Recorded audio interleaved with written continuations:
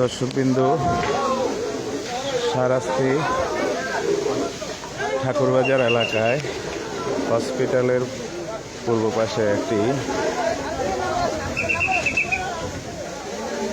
চা দোকানে অগ্নিগতার ঘটনা ঘটে।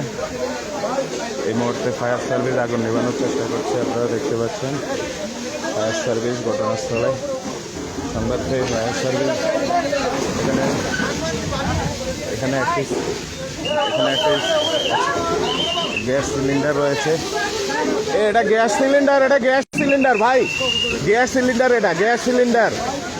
সিলিন্ডার থেকে আগুন নিয়ন্ত্রণ। ফায়ার সার্ভিস বলছে আগুন তাদের নিয়ন্ত্রণে রয়েছে, ইনশাল্লাহ ভয়ের কিছু নেই। এটা কিন্তু গ্যাস সিলিন্ডার এখানে যে আগুনটা নিতেছে না, এটা সিলিন্ডার।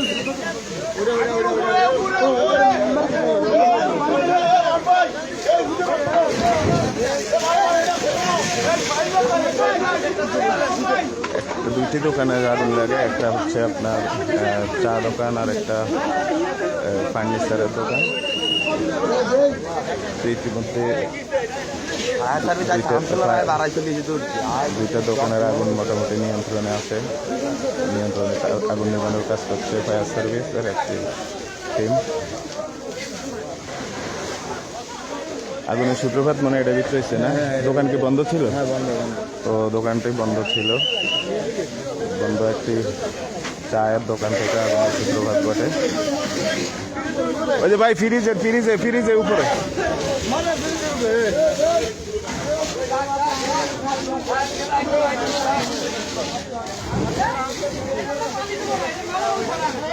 ওই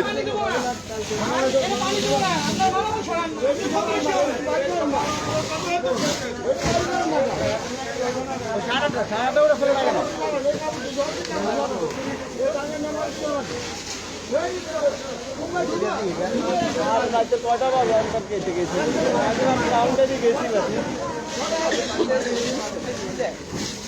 আমরা দিই মাত্র সামনে চলে এলো। হ্যাঁ আগুন ধরে গেছে।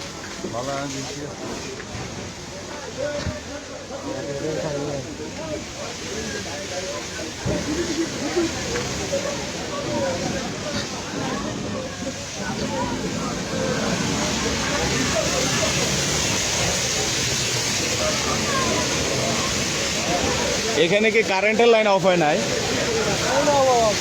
এটা কিসের আলো? জি ও আচ্ছা।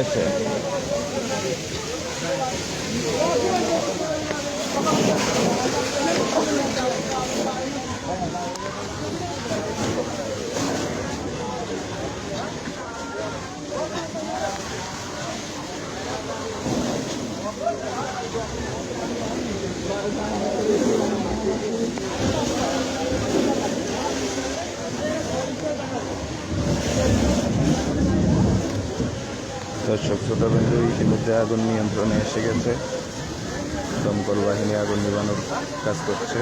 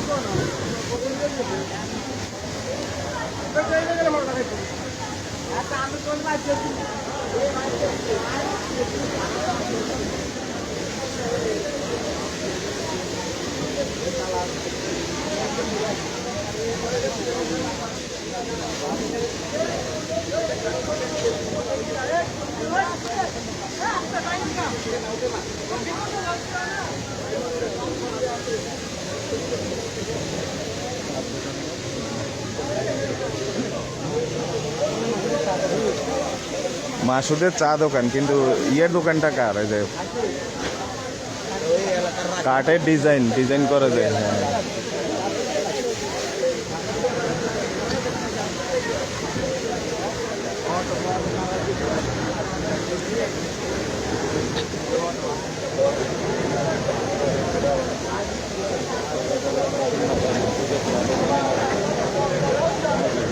হ্যাঁ, ঠাকুরবাজার দক্ষিণ মাথায় ওই যে শাহসাব মসজিদ সংলগ্ন এটা কি বাড়ির রাস্তা বলে জানি? এই রাস্তাটা কি রাস্তা কয় না জানি? ঘোষপাড়া রাস্তার মুখে মাসুদের চা দোকান এবং ওই যে ইয়ের দোকানটা কার নকশির যে দোকানটা এটা হচ্ছে আপনার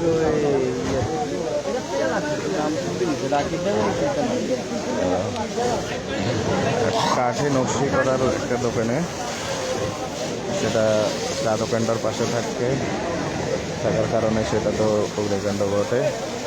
তবে এর পাশে একটা টেইলারের দোকান ছিল, সেখানে আগুন পৌঁছায়নি সৌভাগ্যক্রমে। দেখছেন ফায়ার সার্ভিসের দুইটা টিম একসাথে কাজ করছে।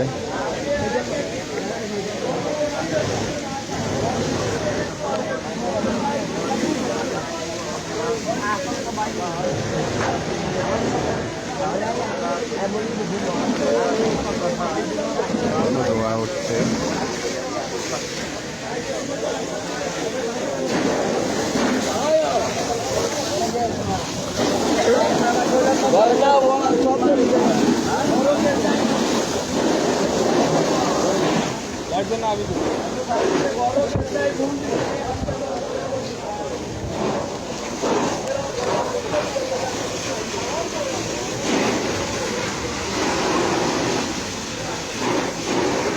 দেখতে পাচ্ছি শাহরাস্তি থানা অফিসার ইনচার্জ বাবুল বাসার এই মুহূর্তে স্থলে এসে পৌঁছেছেন। এই মুহূর্তে না, তিনি আরও প্রায় 10 মিনিট আগে এসেছেন। তিনি আগুন নিবানো পর্যবেক্ষণ করছেন।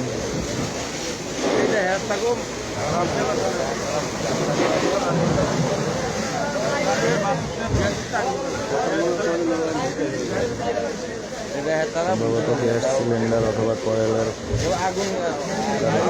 থেকে মশার কয়েল থেকে অগ্নিকাণ্ডের ঘটনা ঘটতে পারে।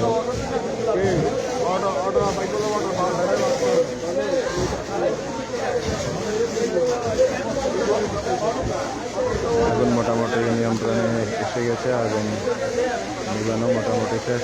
ফায়ার সার্ভিস ইতিমধ্যে তাদের একটা মেশিন অলরেডি বন্ধ করে ফেলছে। 2 মিনিটের মধ্যে ওদের অ্যাক্টিভিটিস বন্ধ হবে ইনশাল্লাহ। সবাই ভালো থাকবেন। নিজেদের সুরক্ষায় মশার কয়েল এবং ঘরে থাকা বৈদ্যুতিক যন্ত্রগুলো যেমন চার্জার এইরকম জিনিসগুলোকে বিদ্যুতের সংযোগ বিচ্ছিন্ন করে রাখবেন। ধন্যবাদ সকলকে। আসসালামু আলাইকুম।